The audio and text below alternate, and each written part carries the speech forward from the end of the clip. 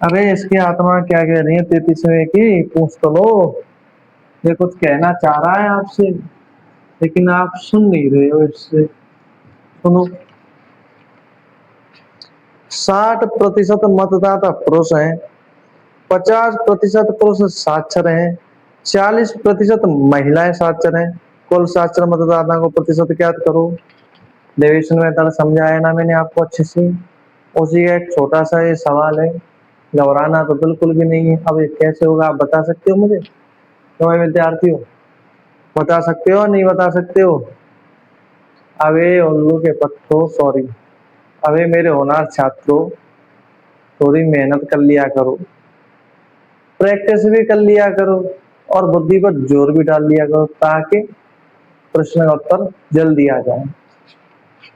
क्या कह रहा है? 60% मतदाता पुरुष हैं। पुरुष कितने हैं? यानी कि मेल, मेल कितने और फीमेल कितने? 60% मेल है। जब 60% मेल है तो फीमेल कितने हो गए आपके? 40%। जब 60% मेल है तो 40% फीमेल बचेंगे नहीं बचे होंगी? भाई जो मेल और फीमेल जो टोटल आबादी होती है वो 100% है। अब 100% में से 60% मेल है तो फीमेल कितने बचे? कितने बचे फीमेल? कितने बचे?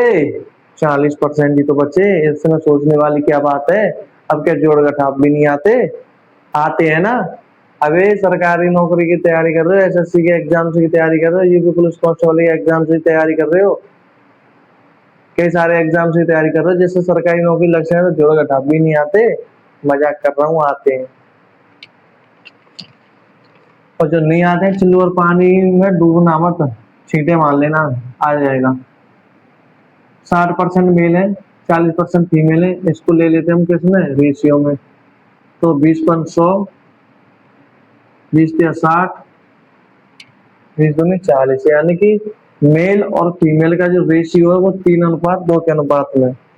इसमें क्या कह रहा है? 50% पुरुष साक्षर हैं, यानी कि 50% जो पुरुष हैं वो कैसे हैं? पढ़े लिखे हैं, और 40% महिलाएं पढ़ी लिखी हैं। 40% महिलाएं पढ़ी लिखी हैं। कुल साक्षर मतदाताओं का प्रतिशत ज्ञात करना है। यानी कि अब आपसे ये पूछ रहा है कि 50% पुरुष पढ़े लिखे हैं, 40% महिला पढ़ी लिखी है, तो टोटल पढ़े लिखे लोग कितने हैं? कुल, कुल आपसे पूछ रहा है टोटल। तो कैसे करेंगे? डेविएशन मेथड मैंने बताया था, आय बचत और खर्च वालों में मैंने बताया था, सवाल भी कराया था। अगर आपको याद नहीं है तो एक बार क्लास देख लेना, बहुत अच्छे से प्रैक्टिस कराई थी, उसी में से है ये क्वेश्चन। तो ये कितने हो गए? 150 मल्टीप्लाई, ये कितने हो गए? 80। अब कुल पर पूछा है तो कुल पर पूछा है तो कैसे करेंगे? 150 + 80, केक कटेगा तो सब में बचेगा। आ गया ना ध्यान? तो 100 कितने? 3×2 5, टोटल कितने? 5। 150 और 80 कितने हुए? 150 और 80 330 बट्टे 5, 5×1 = 30, 5×1 = 30, यानी कितना हो गया ये? 66%। तो कुल मतदाता कितने साथ, कुल कितने पढ़े लिखे लोग हैं उसमें? कुल कितने पढ़े लिखे लोग हैं? 50, 150 और 50, 100, 200, 230, सॉरी 330 नहीं 230, उल्लू के पट्टो ध्यान से। 5×20, 5×30, यानी 40%। कितना आंसर हो गया? 40%। तो कैलकुलेशन मिस्टेक हो गई थी।